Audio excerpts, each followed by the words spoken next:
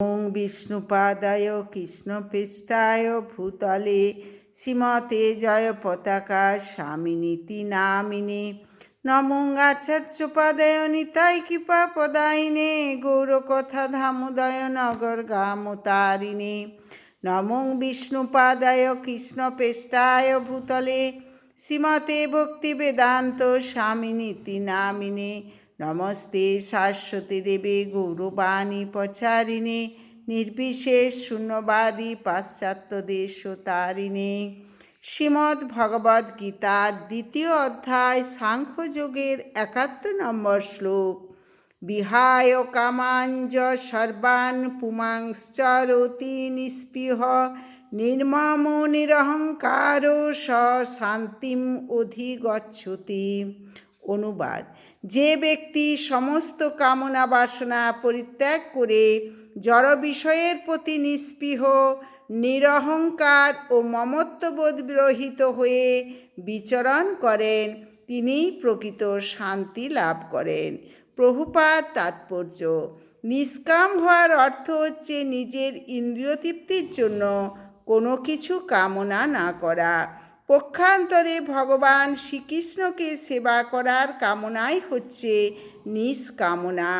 এই জড়দেহটিকে বৃথায় আমাদের প্রকৃত সত্তা বলে না ভেবে এবং জগতের কোনো কিছুর ওপরে বৃথা মালিকানা দাবি না করে শ্রীকৃষ্ণের নিত্য দাস রূপে নিজের যথার্থ স্বরূপ উপলব্ধি করাটাই হচ্ছে কৃষ্ণ ভাবনার পরিশুদ্ধ পর্যায়। এই পরিশুদ্ধ পর্যায়ে যে উন্নীত হতে পারে সে বুঝতে পারে যেহেতু শ্রীকৃষ্ণ হচ্ছেন সব কিছুর অধীশ্বর, তাই তাকে সন্তুষ্ট করবার জন্য সব কিছুই তার সেবায় উৎসর্গ করা উচিত।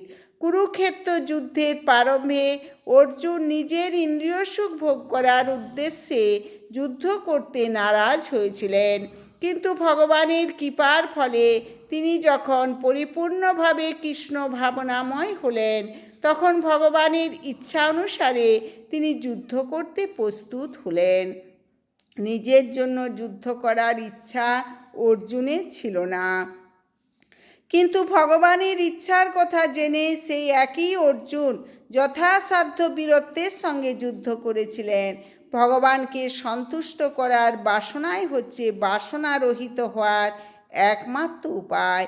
কোনো রকম কৃত্রিম উপায়ে কামনা বাসনাগুলিকে জয় করা যায় না। জীব কখনই ইন্দ্রিয়ানুভূতি শূন্য অথবা বাসনারহিত হতে পারে না। তবে ইন্দ্রিয়ানুভূতি ও কামনা বাসনার বন্ধন থেকে মুক্ত হবার জন্য সে তাদের বৈশিষ্ট্য পরিবর্তন করে যথাযথভাবে প্রয়োগ করতে পারে।